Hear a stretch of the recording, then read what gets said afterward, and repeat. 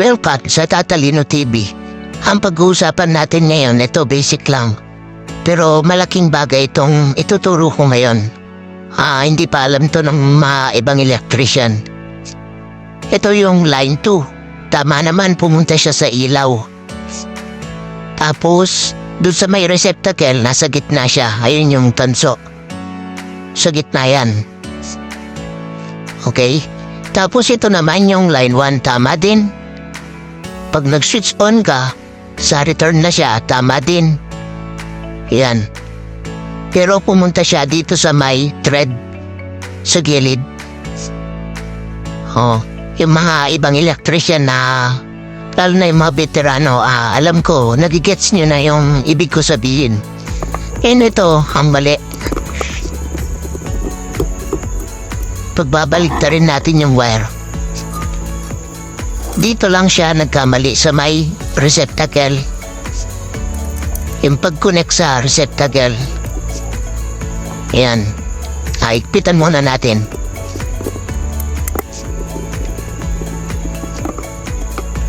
Okay, ayan na.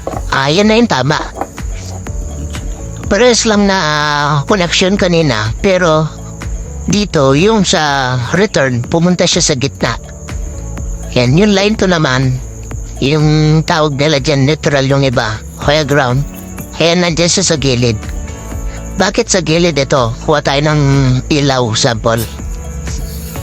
Once kasi na nasa taas ka, nahawakan mo yung thread sa gilid, nakalimutan mong patayin yung switch, automatic yun, makukuryente ka. Lalo na kung sa outdoor, nagmo-moist din yun, no, kaya sa CR. Lalo na sa CR, nagmo-moist din yun. Pag nahawakan yung receptacle na yan, panigurado yun, makukuryente kayo.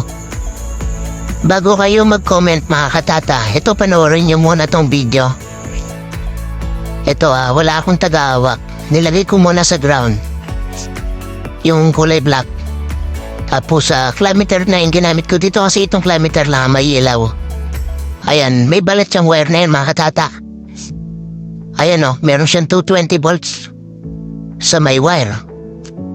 Yan, nag-moist na kasi yan. Ngayon, dahil yung return, nandun siya sa gilid. Doon sa may, kung maalala nyo yung thread ng receptacle kanina, nilagay niya dun yung return. Naka-on yung switch niyan mga katata. Ayan. Walang cut tong video na to para huwag nyo sabihin na dinadaya ko kayo. Ito. Titest din natin yung receptacle. Pailawan lang natin. Ayan. Ayan meron siyang tatas yan. Yun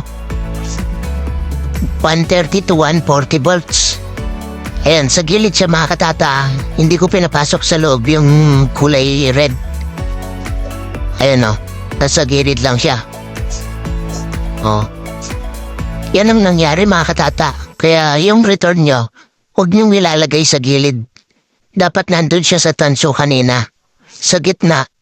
Kung pag-uusapan naman yung line 1 tsaka yung neutral, automatic naman yun alam na ng karamihan ng electrician na yung line 1 nilalagay sa switch. Tapos yung neutral naman, yun yung pupunta sa ilaw. Pagdating sa return, yung iba kahit saan na lang. Basta umilaw yung ilaw, okay na. Hindi nila alam na delikado pala pag nilagay nila yung return sa gilid o kaya yung sa thread ng receptacle. Ito okay na siya. Nilagay ko na yung return sa gitna ng receptacle. After 10 years pala bago na-discover nung may-ari ng bahay na yung receptacle niya na may kuryente na. Baka yung mga ilaw nyo sa CR ganito rin. I-double check nyo na lang mga katata gamit kayo ng tester. Lalo na laging nababasa sa CR tapos nagmo-moist pa. Sana nakatulong sa inyo yung video na to. Pag-share na rin mga katata. Pag-subscribe na rin para updated ka sa mga video ko mga katata. Thank you.